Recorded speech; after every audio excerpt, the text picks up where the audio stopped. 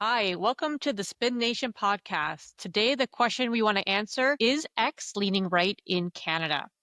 We're also going to talk about the Canadian reaction to the most recent G7 summit in Alberta. The G7 is a great topic for us to test out that political lean on Twitter. So we're going to use that to really inform our data. And the reason why we look at which way different channels are leaning, who are those influential voices, because in the work that we do for clients, tracking how narratives shift across different medias, different platforms, and different influencers, especially those that Canadians are trusting, serves two really important functions. First, it helps us identify early emerging reputation risks that could impact businesses. So, if you're listening to this, if you're running your own business, you're working at an organization or an institution, this is one way to assess if there is an emerging reputation risk that can impact your business. You can start seeing signs of that early on if you understand who are those influential voices and where they're talking and what they're talking about. The second important aspect about this is when you've mapped that out, especially as it relates to your individual business, you can then understand how you navigate some of the complexities that emerge in a highly polarized environment like we have right now, especially in the world of echo chambers, which we talked about in episode 2. So please go check that out if you haven't already. But being able to see what are those leaning from different stakeholder groups, leaning left, leaning right, what are their issues, where are they talking about it, what are their concerns, that's how you map out that response and message strategy. So we do this for our clients. We wanted to do this more broadly across Canada right now. Where is X? It used to be much more left. Musk took over. People are saying it's turned right. We want to know if that's true. And as you say, X is one of the emerging channels when it comes to challenging the incumbents in the media space. So it's a really good indicator of how different subgroups within the echo chambers are evolving. And because of the echo chamber phenomenon, it really highlights why it's important to understand what is being said on these different platforms, because they represent different groups of stakeholders, different groups of Canadians. And so understanding what they think, what their read is incredibly important. And for those who aren't familiar with what an echo chamber is, let me take 2 seconds really quickly so we're all on the same page. But what we're talking about when we discuss this is when people are consuming news, information, when you're in an echo chamber, it means you're listening to ideas or perspectives that you already agree with. So that's where that echo chamber concept comes from, because the same thing is just being echoed back at you. Risks of that is that you could miss very important information if you're only listening to certain types of media, listening to certain type of influencers. You're only getting one perspective, which means you're probably not getting the whole story. So this is why we think it's important to understand what those echo chambers could be in Canada, just also to help companies navigate that, but also Canadians to understand where are the diversity of sources so they can really understand what's happening across the country. So a little bit about how we tackle this. Our methodology is relatively simple. We took a whole bunch of different keywords that are relevant to the Canadian conversation. So that's the names of politicians, the name of key Canadian issues, the key cities in Canada and regions. So we put all of that together to build one big melting pot of the Canadian conversation. And then what we do is we pull out the names that are involved in that conversation the most often, and then use that to go get data specific to each of these individual handles so that we understand how many retweets they get, how many comments, reposts, etc., and build a picture of how Canadians and the wider audiences are interacting with this Canadian content. We like to do our own data, but for those of you who have been listening to our first few episodes, we also turn to great data out there and research by other institutions. And one that just came out this week is from the Reuters Institute, and they did quite a large global study about media and trust in media. There is some Canada-specific data that I want to call everyone's attention to. So specifically for Canada, they were asking where people are going for news and other kinds of information.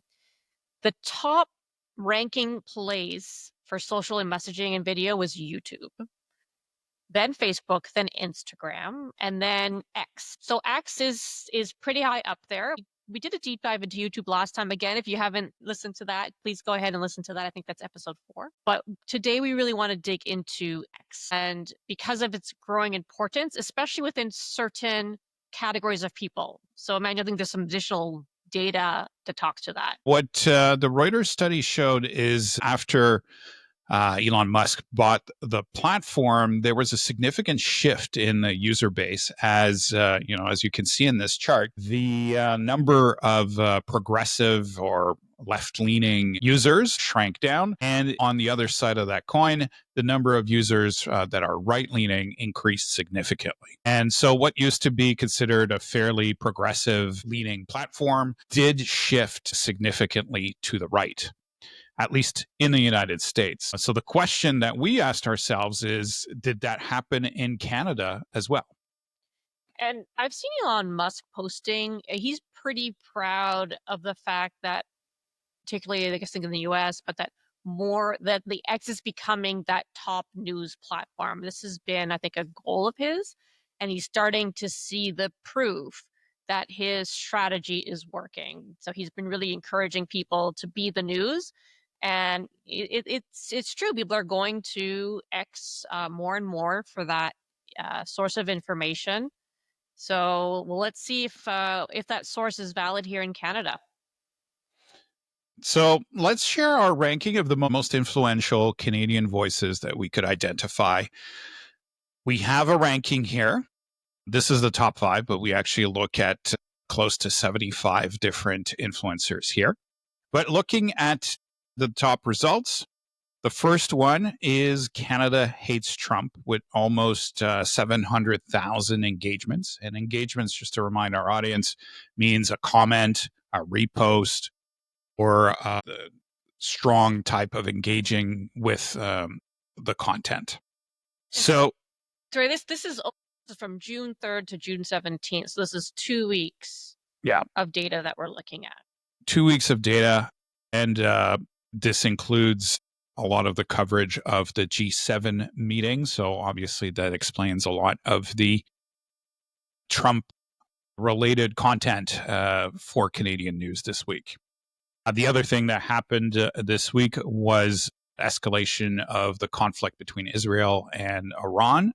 And so that leads me to our second and fourth position, Leviathan, depending on how you pronounce those numbers, and Dahlia Kurtz, who tend to post a lot about Israel and related issues. In number 3, we have Mark Carney, who is hosting the G7. And in number 5, Table Salt, which is one of the more influential independent voices in Canada, getting almost as much interaction as Mark Carney with 438,000 engagements over the course of those 2 weeks. See the absence of Pierre Poilievre here, though. Yeah, Pierre Poilievre has been relatively quiet for the last few weeks. Although I am hearing between the different gossips on the Canadian independent ecosphere that he's preparing his own podcast series. Oh. So looking at these accounts, obviously Mark Carney, Liberal government, is this, and I think you've seen beyond the top 5, but the top 10, are these more right leaning? Like, is this the most engaged accounts on Canada Twitter and the sort of news space? Is this right wing? Does that hold true? It holds true. If we look at the top 20 voices, most of them are right leaning or maybe neutral or single issue. But you need to go all the way down to number 16 to find your first clearly left leaning voice.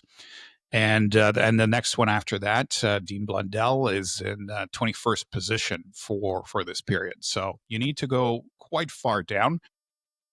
About 66%, 2/3 of the voices you could clearly identify as right leaning. Maybe a quarter are left leaning, and then the balance, 15%, is more neutral or just single issue voices. Interesting. Okay, so it's holding true, except maybe it crosses political divides, that Canada does hate Trump since that is by far our top most engaged. But engage, let's talk a little bit engagement. You explained it's a like, it's a share, it's a comment.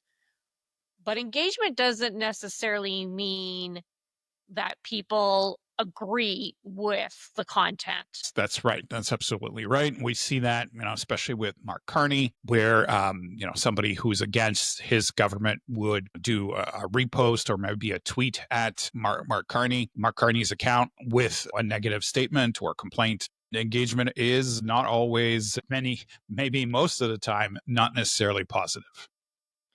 Okay, so we've got some data. We're establishing that there is a strong right wing, right or conservative leaning on X. And we said we want to look at this in the context of the G7. So when we looked at the G7 using your methodology, does that hold true? Are the strong right leaning voices actually leading the charge, or do you find that it's a little bit more of a mixed bag? We're seeing pretty much the same names appear. The order is slightly different because of some personalities might prefer one topic or another. But if we look at the leading voices there, we've got Mark Carney in first place, which makes sense. But in second place, Mark Nixon, who's also prominent Twitter influencer, I would say leaning towards the right. In number three, we have Dean Blundell, who's generally more of a supporter of Carney and the current government.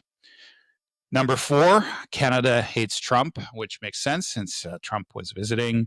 And then number five and sixth place, we've got Mocha Berzigan and Table Salt, who you saw in the previous chart in our fifth position. So a lot of these names repeat from one group to another, which just does seem to confirm that these influencers are not just engaging in the general Canadian conversation, but also on very specific topics like the G7 visit. Okay, so we kind of know that they're there. And then the question that I would be asking is what storylines are they promoting then? So they have the eyes, they have the attention of Canadians. What is it that they want us to be focusing on, paying attention to, or think? We've kind We have some data and we broke it down by channel and also between types of influencers.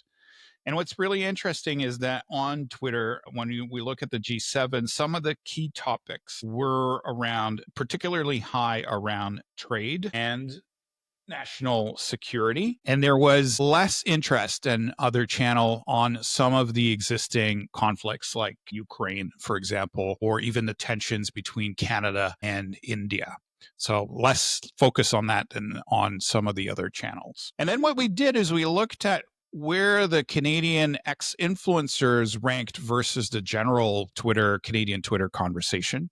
And we found there that the leading ex influencers brought it towards a more trade oriented conversation.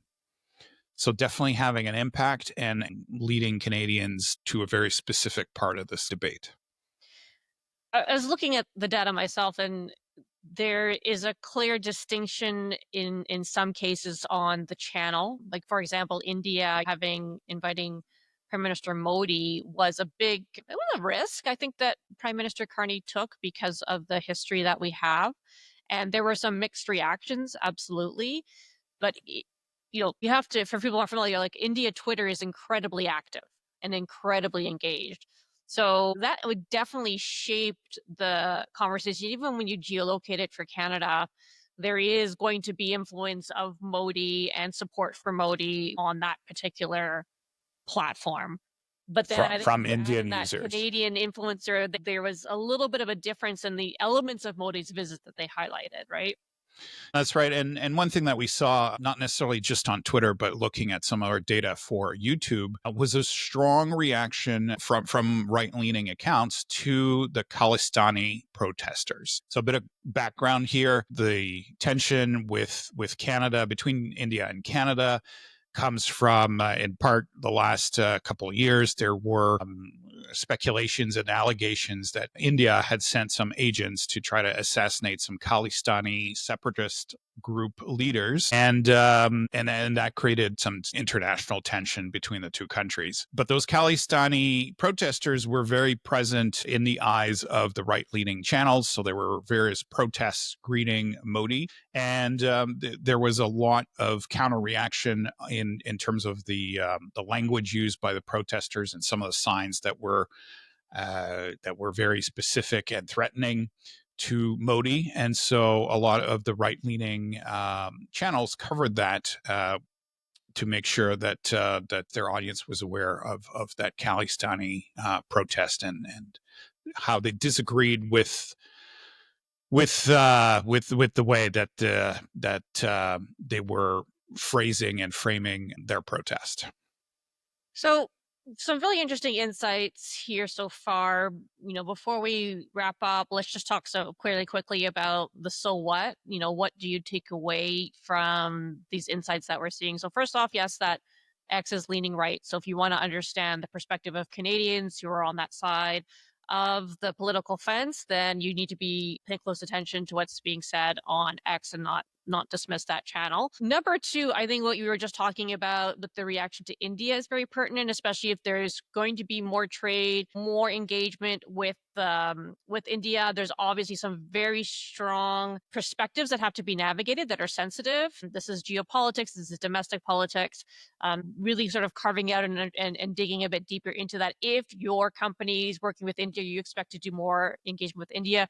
We saw this happen with China in previous years, and India seems to be the new emerging market that is going to be, there's going to be a lot of positives, but there could be some negatives as well reputationally. Any other so what's that you think that companies should take away? Well, I just want to point out that in particular, this India and Khalistan issue is, I talked a little bit about the right leaning voices reaction, but there's also a reaction on the opposite side from the left leaning voices where they're complaining that, we had murder or potential attempted murder on our land. And obviously we greeted and invited Modi over.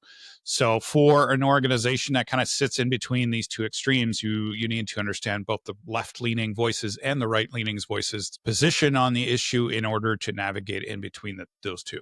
All right. Well, this has been our look at X as a channel and also with a G7 case study to on top just to bring it to life a little bit. You can see how they definitely are influencing the key messages. You got to look at volume, you got to look at engagement. We didn't talk, but one thing I want to say is talking about the Israel-Iran war, even though it wasn't as much volume of conversation on X, we saw from our influencer list, the ones that are getting the most engagement are pushing that particular topic. So you really need to sort of look at this from a few different dimensions and to understand what really is going on. So we have done YouTube, we have done X. Next, we're going to be working on TikTok, right? That one's a little bit of a tougher nut to crack, but we're engaged. We are going to definitely try to give you a view of who are those top voices in Canada news and politics on TikTok in future episodes. That's right. We'll look forward to identifying who exactly is leading in that very nebulous channel that is strongly driven, mostly driven by the algorithm, not by feeds. Yeah, my favorite channel. Okay, thank you for joining us. Talk to you next time. Until next time.